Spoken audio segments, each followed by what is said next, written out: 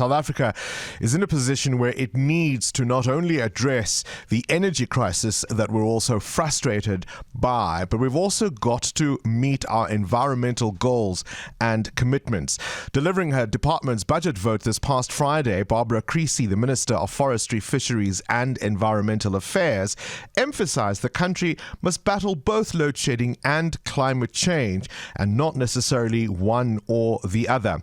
On the energy front, she also announced the department's environmental impact assessment section has a projected pipeline of 9,789 megawatts for renewable energy applications. That is obviously welcome news. The minister also announcing plans for Sandparks to deliver 39 new tourism products over the next 3 years.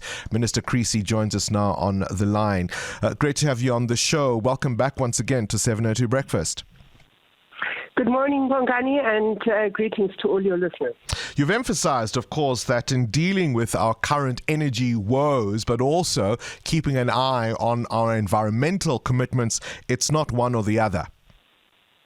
Absolutely, Bongani. I think energy experts actually talk about the Energy Trilemma, which is how do you have energy security at an affordable price whilst at the same time meeting your environmental sustainability goals.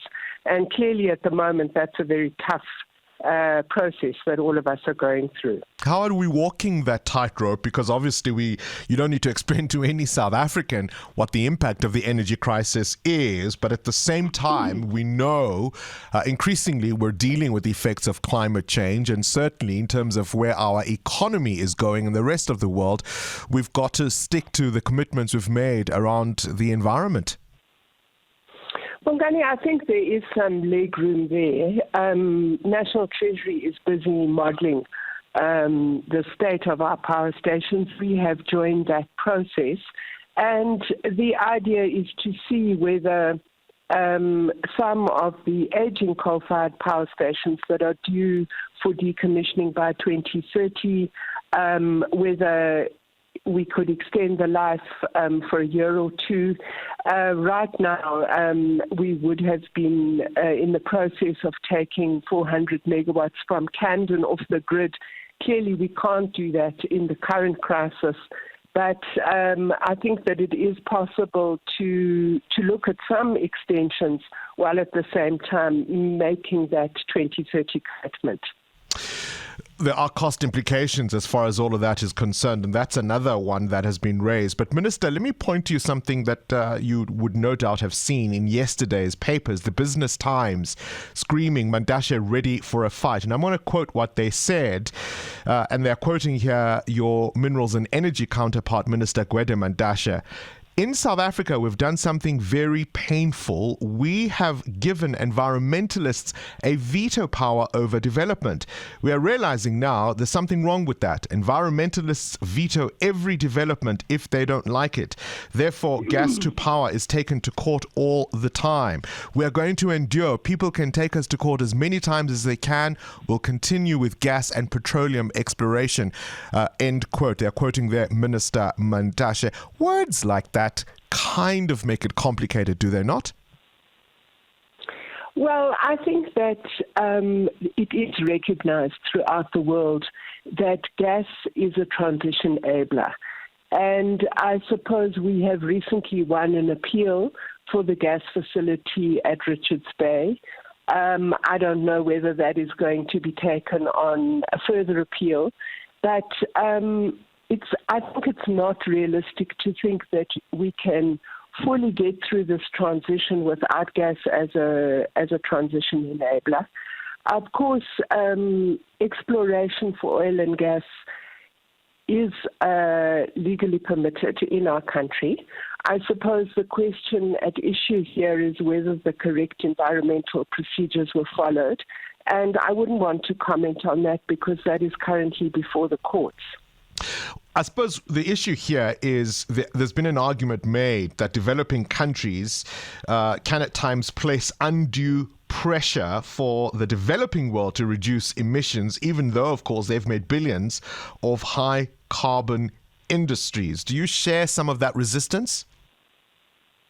Well, I think we all know that the climate crisis has been created by 200 years of development in the developed north.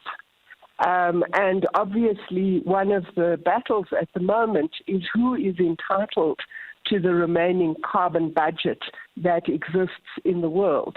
And of course, developing countries would say that they have a greater moral right to that carbon budget than developed countries, because developed countries have already amassed enormous wealth and created enormous services for their citizens. So I think that all developed countries would support the argument that they are entitled to a greater share of the carbon budget. And of course, the developed north pushes back against that. But a related issue is that the developed north has a responsibility to deal with the impact of the climate crisis on developing countries, not just to assist with the mitigation transition, but also to assist with the incredible loss and damage that is taking place, for example, across the whole of the African continent as we speak. I mean, absolutely. We've been identified by the World Bank as being vulnerable to climate change because of water and food insecurity, but also other potential impacts, whether it's health or infrastructure or even critical ecosystem services. Yes, I mean, I think it's no secret that terrible structural damage occurred in the port of eThekwini as a result of the floods last year. We also know there was extensive damage of the sewage infrastructure, which citizens of eThekwini are still battling with. And the amounts of money involved here are massive. And who is going to pay developing countries for this loss and damage? There has been, of course, this in-principle decision of compensation that was taken at COP27, but we know that the fight now is about who classifies as a developing country and what the rate of compensation would be and how it would be paid. And that's a battle that we expect is going to go on in COP28. Some good news, I suppose, 9,789 megawatts for renewable applications. I was surprised. I would have assumed we'd be seeing a lot more solar projects, solar power projects than wind, and yet it's the other way around. Yes, it is interesting. I suppose one of the factors with wind is that it is more available than solar. And of course, we have areas of our country, the Southern and the Eastern Cape, where we have very good wind availability. And of course, that is something that's very important for renewable energy projects. How soon do we expect those projects to come on stream? Look, we're trying to cut red tape and where permissible, give environmental approvals within 57 days. Of course, from there they have to go to NERSA, and some of these projects I would imagine are related to the lifting of the cap on private generation. So some of these projects would be directly related to industrial installations rather than necessarily going onto the grid itself. But of course, that helps indirectly because it means that those consumers would not then be dependent on the Eskom grid. The other issue, Minister, that I want us to talk about is what's emerging at the Kruger National Park in terms of large-scale corruption, and the finger is pointing directly at staff there and the involvement of law enforcement, all involved in graft. How do we deal with the poaching challenge when that seems to be the case? Well, I think first of all, let me say we're very glad that 2 weeks ago, Cabinet adopted the integrated strategy against wildlife trafficking. And what that does is it means that NAT joints and all of the security institutions that serve there have to immediately look at emergency measures that can be implemented over the next 6 months to stop wildlife trafficking. We ourselves are going to be focusing much more on our staff and finding ways that we can improve the can I say, staff satisfaction with their working conditions. We know that syndicated criminals do target insiders, both for information and for assistance.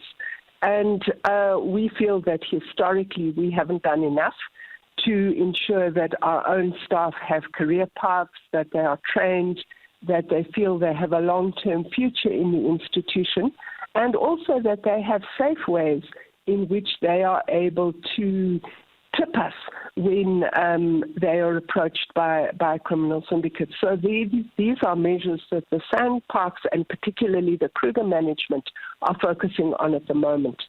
Minister Barbara Creasy, appreciate your time. Minister of Forestry and Fisheries and Environmental Affairs. And the Kruger situation is a real worry there because, of course, we know many of the park rangers live around the game farms, specifically the Kruger. And so it's not only just the issue of being dissatisfied with the job, but these rangers are often targeted by syndicates who threaten them and their families, not just their livelihoods.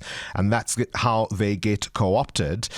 Add to that the pressure on law enforcement in the area, who are also being threatened by these syndicates to get involved in wildlife trafficking. It's a real concern. Current events, developing stories, tough questions, your voice making a difference. This is Breakfast with Bongani Bingwa.